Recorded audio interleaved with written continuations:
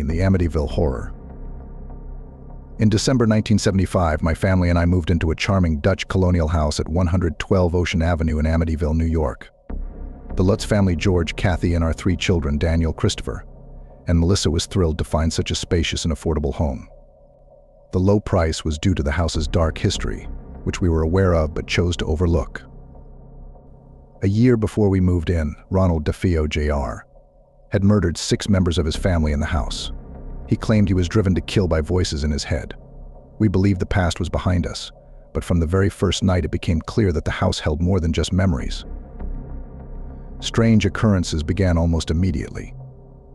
George, my husband, started waking up at 3:15 a.m. every night, the exact time the DeFeo murders had occurred. He became obsessed with the house's heating system, constantly tending to a mysterious chill that pervaded the house despite his efforts. Kathy, my wife, and I felt an oppressive presence and noticed cold spots in various rooms. One night she saw an apparition of a demonic figure with glowing red eyes. Our daughter, Melissa, began speaking to an imaginary friend named Jody, who she described as a pig with red eyes. We heard unexplained noises, doors slamming, footsteps in the hallways, and whispering voices. Green slime oozed from the walls and keyholes, and the toilets turned black. The final straw came when a crucifix hung on the wall started to spin on its own and emit a nauseating stench. We tried to bless the house ourselves, but it only seemed to anger whatever was there. Feeling trapped and terrified for our lives, we fled the house after just 28 days, leaving our belongings behind. The terror we experienced was real. The Exorcism of Anneliese Michel. In 1975, I was a 23-year-old woman named Anneliese Michel living in a small town in Bavaria, Germany.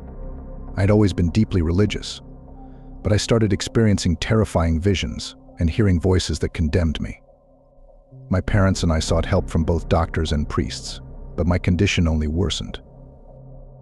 Despite undergoing psychiatric treatment, I felt increasingly tormented by what I believed were demonic forces.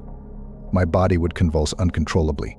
I began to speak in languages I had never learned, and I exhibited an aversion to religious objects. Convinced that medical science could not help me, my family and I turned to the church for an exorcism. Father Arnold Renz and Pastor Ernstalt were assigned to perform the exorcisms. Over 10 months I endured 67 exorcism sessions. These sessions were grueling and terrifying. I would scream, thrash, and speak in guttural voices. I claimed to be possessed by several demons, including Lucifer, Cain, Judas, Nero, and Hitler. Throughout this ordeal, I suffered from severe malnutrition and dehydration. Despite my parents' and the priest's efforts, my condition deteriorated. I died on July 1st, 1976, at the age of 24.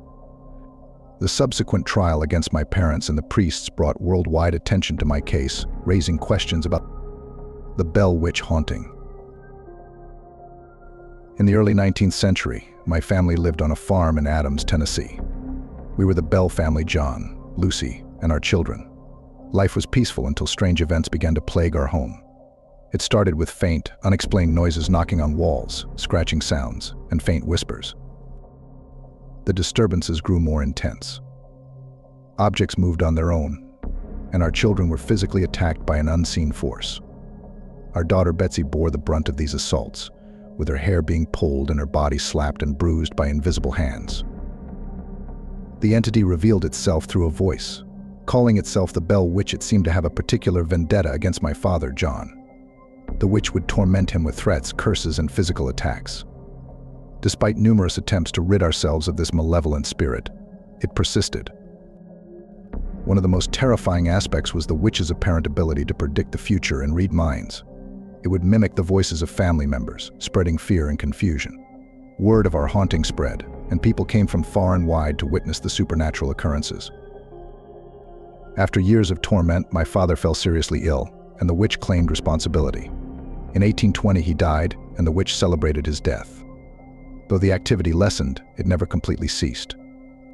The Bell Witch's presence remained a dark and